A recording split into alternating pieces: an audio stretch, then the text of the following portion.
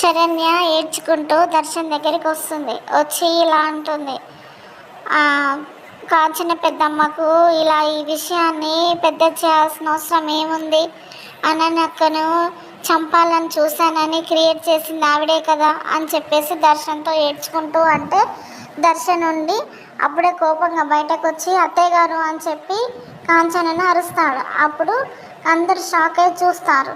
చూసిన తర్వాత కాంచన దగ్గరికి వచ్చి ఇలా అంటాడు, ఏంటంటే చుట్టం చూపుగా వచ్చిన వాళ్ళు నా మరో 4 రోజులు ఉండిపోండి అనేలా ఉండాలి, కానీ మెడ పట్టుకొని బయటికి గంటేసేలా కాదు అని చెప్పేసి అంటాడు కదా.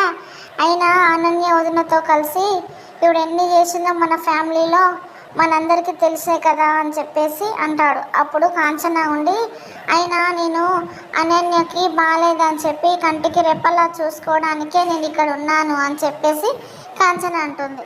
అప్పుడు దర్శన్ నుండి అంటాడు కదా, అయినా మీరు తమ సేవలు ముగించుకొని బ్యాగ్ సర్దుకొని వెళ్ళాలి అని అంటాడు. అంటే ఇంకా అందరూ షాక్గా దర్శన్నే చూస్తాడు. దర్శన్ అనన్యని చూసి అనుకుంటాడు కదా, అనన్య వదినని ఎక్కడ చూపిస్తే బాగవుతుందో నాకు తెలుసు అని చెప్పేసి తన మనసులో అనుకుంటాడు.